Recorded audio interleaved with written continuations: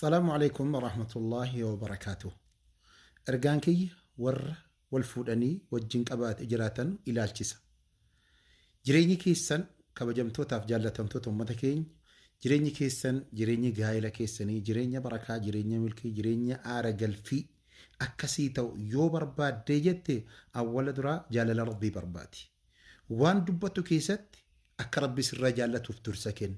وان جتو كيست akka rabbi sirraa jaallatuuf dursa kenni. Gaafa waa hunda keessatti wal jaallachiisuudhaan duratti rabbiin jaallachiisuudhaaf yoo dursa kennitanii jettan jireenya keessan jireenya gaa'ila keessanii jireenya barakaa jireenya qananii rabbiin isinii taasisa. Akkasumattis waan rabbiin namarraa barbaadu waan rabbitti nama ajaje tokko irratti wal gargaaruudhaaf waan rabbi irraa nama dhorge tokkorraa dhorkamuu irratti wal gargaaruu nu barbaachisa. Gaafa kana goon badhaasa rabbiin nuu kennu waja'ala baynakum mawaddatan wa rahma. Jaalalaaf rahmata rabbiin gidduu nama bultii gaarii sana keessa ka'a. Gaafa rabbiin jaalala barakaa rahmata barakaa gidduu kaa'e jaalala sun maal ta'a uffata ta'a. Rabbiin subhaanahu wa ta'ala hunna libaasun lakum wa antum libaasun lahunna. Dubartiin gaariin jaartiin gaariin uffata dhiiraati. Dhiirri gaariin uffata jaartii gaariiti.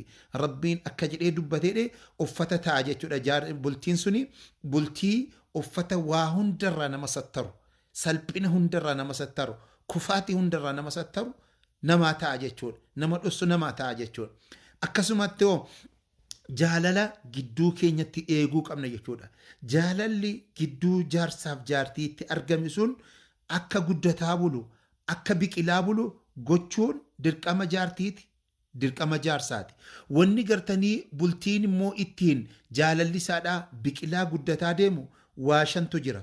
Tokkoffaa akka bultiin sun jaalalli isaa dabalaa deemu rabbiin kadhachuu.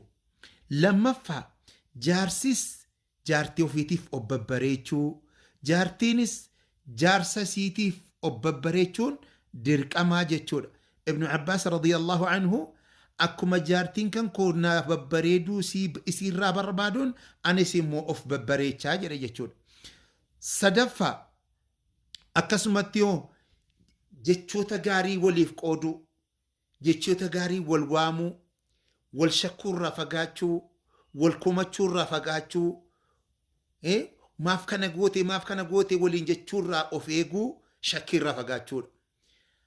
Shanaffaa jaarsi ajaja waan shuuraa yaada jaartiin kenniteef irraa fudhatuudhaaf jaartiinis wagguu jaarsi gartanii waan tokkotti ajajee jedhe jecha jaarsaa isiidhaa fudhachuun jaalala sana biqilchaa bulaa guddisaa bula.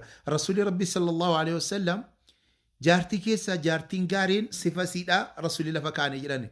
Gaaf tokko ergaman Rabbii gaafatamanii dubartii keessaa haadha manaa keessaa isii caaltuun isii bareedduun isii kami jedhanii gaafatamanii jennaan rasuulli alayhi salaatu wasalaam akkana jedhan allatii tasurruhu idhaa nadar kan gartanii yoo ilaale jedhe isa gammachiiftu jedhan wa tutiicuhu idhaa amar kan immoo yoo inni ajajee jedhe eeyyee jette jecha isaa fudhattu jedhan walaa tukhaalifu fi nafsihaa waan inni hin barbaanne kan hin hojjenne jedhan lubbuu isii irrattis qabeenya isaa irrattis kan isan khayyanne kan amanamtuu taate kan agartanii rabbiin biratti jaallatamtuu ilma namaa birattis filatamtuun jaartii akkasiitiidha. Nabi Muhammad sallallahu alaihi wasallam warra agartanii jaalala guddisu rabbi nu haa taasisu warra jaalala buqqisu rabbi nu haa taasisu. Assalaamu alaikum wa rahmatullahi wa barakaatuh.